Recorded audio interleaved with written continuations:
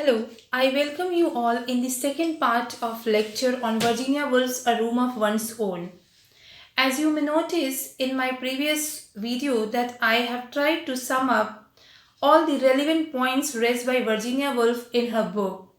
Basically, she is giving important suggestions to those women who are willing to be a writer, and she chalks out problems also and she gives suggestions also.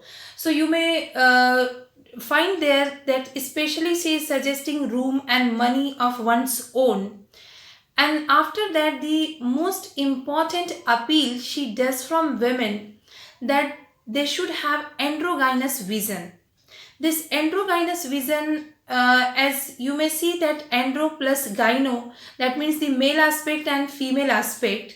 And this androgynous vision can be taken as the process of creation of a female text. And in this way, she in fact gives a creative theory, that how a female should create her text. This kind of creative theory she has given. She is talking about presence of both the aspects in the process of writing from the side of female, andro plus gyno. And she says that best writing takes place when a female writer, or when any writing is taking place without consciousness of the sex. Because if there is presence of sex, consciousness of sex is there, it occludes creative vision. And she is perhaps inspired by Coleridge, because Coleridge has also written about androgynous vision, when faculties of human minds, they are mingled, they are mixed up together, and this is how all the maleness and femaleness, they are the moment brought together, androgynous state of mind is created. So in the same way, Virginia Woolf also writes that in everybody, in every male and in every female, there is existence of vice versa. That means in man's mind there is existence of female, in female's mind there is existence of male. But what happens that in man's mind, man predominates over woman, and in the woman's mind, woman predominates over man. The ideal or the state that is suggested from Virginia Woolf, that when both are living, both the states, both the elements of mind, human mind, they are living in harmonious state, they are living together. That means maleness and femaleness, both the elements come together. That kind of creative vision is the best vision. So she says that in woman's mind there should be always intercourse with the maleness, and in man's mind there should be intercourse with the femaleness. So a kind of harmonious state is spiritually cooperating with each other. And the very balanced idea she gives, where we may have masculinity and femininity both in our creativity.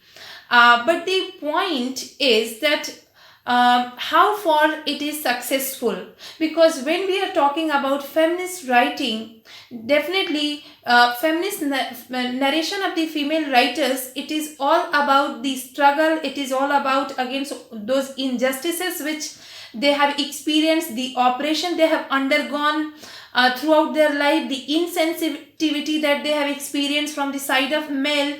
Knowingly, unknowingly, they were victim of their internalization, the operation that they internalized since beginning. So how far it is possible for a woman writer to come out of her the identity of the sex, to come out of her identity of gender, because ultimately gender is dependent upon our biological identity. So if you are female, in this accordingly your genderical role is defined, and if you are male, accordingly your genderical role is defined. So it's a very challenging, but yeah, Virginia Woolf talks about androgynous vision. And once again I'm making clear that androgynous vision, where maleness and femaleness both are coming together, both the elements are there in the calm and stable state of human mind.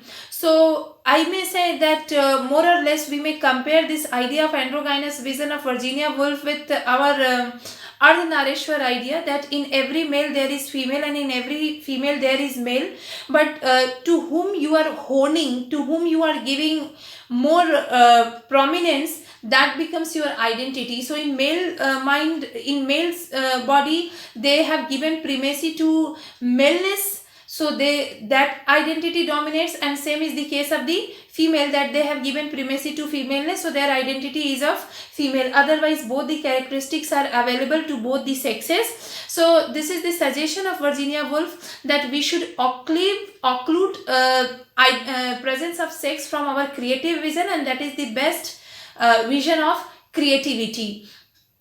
And when we are discussing this androgynous vision, we must once again come to the room. Room is that space, or the metaphor of the room, like the metaphorical nature of the room, that if one is able to live in the room, that means is pertaining in the reality, is existing in the reality. Now what is this reality? Reality, as per Virginia Woolf, is the communication with one's own self. If you are living in the room, that means you are able to communicate with your own real self, which is prohibited when you are surrounded with the vicious male wall or hostile male wall. So as I have already mentioned in my earlier lecture, that Virginia Woolf regards the world of male patriarchal society, outside world, as filled with animosity and hatred towards women. So better that women, they should lock themselves, they should live in the room. So living in the room only is possibility for women writers to realize, to have communication with their own self. Otherwise they will keep on judging to themselves on the models, on the premises of the male writers or of the male section of the society. However, this very statement of Virginia Woolf invites problem for her, or it invites criticism for her. For example, Ellen Showalter, in her book A Literature of Their Own, she has heavily criticized, she denounces this very idea of Virginia Woolf, and she calls it the androgynous vision of Virginia Woolf as an utopian idea, because it is almost impossible for a female writer to write without consciousness of her sex, without consciousness of her gender. So she says that it is going to fail, because this concept is not suitable. This kind of creative vision is not going to be successful from the side of the female writers. At the same time, there is another critic whose name is Toril Moy, and Toril Moy is talking about this androgynous vision, that it provides a scope for femininity and masculinity both. So this very androgynous vision, as per Toril Moy, is having possibility of deconstruction. So appreciation and criticism, both the things Virginia Woolf has faced for her androgynous vision. And this is how one of the most important idea that emerges in her room of one's own. After this, one another important point which Virginia Woolf has mentioned, it's related to education. So if we look at the education of women, how it was handled by family members and how it was taken by society. I remind that somewhere Virginia Woolf has written that how she was herself prohibited from entering into the library, and that was the Library of Oxford. And she says that in the library, later on she recollects her experiences and her knowledge, and when she came to know that the shelves of the library were filled with the androcentric text, and there were actually no such text that was from the angle of female or feminist point of view or feminist aspect is there. That means the angle of women, problem of women, or women, they are existing inequality in any of the text of the library. When she finds this is the scenario of the academia, she writes that it is I was prohibited from entry in the library, but it was best thing that has happened with me. Otherwise, I would have realized that I'm not sitting in the library, I'm in a sanctuary. So it was better to be locked down than to be locked in. It shows that how society was handling at till the time of Virginia Woolf, and after that also education of women, because it was very costly, education was very costly, and family members, they were collecting or they were investing their money in the male child, because it was like an investment. So if they are going to invest money for the male children, for the male child, it will be returned.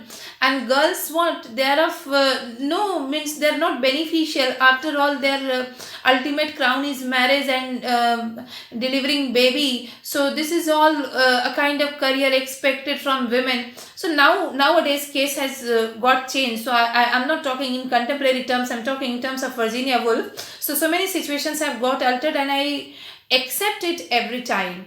Right. So she's focusing on the education, situation of education, what kind of condition that there was. And she points out in her book that if you look at the prominent or renowned poets, because poetry is one of the genres of literature that is very important, and it shows that how intellectual you are, how philosophic you are. And the greatest credit goes to the poets. So Wordsworth, Coleridge, and Byron, many such names she has exemplified, and she has done a kind of exhaustive research over the education, reception of education of these poets. And she writes that all of them have got education from Oxford, or they had expensive, they went in the academic institutes, they were very expensive academic institutes. So she is here in a way highlighting, like Mary Wollstonecraft, that education is most important thing. And if a woman will be given education equally to men, you cannot imagine that she is capable of, means what can be the extent of her intellectuality, what can be the extent of her capacity in terms of creativity and writing. So these are some of the ideas which she highlights in her Room of One's Own. All in all, we may say that Virginia Woolf is a radical woman. She is modern in her approach. She is providing enough ground to the future feminist critiques, and in fact she starts discourse over history, over language, and this discourse is further continued by Anglo-American feminist critics as well as by French feminist critics in a different way. So this is about Virginia Woolf's A Room of One's Own. Thank you.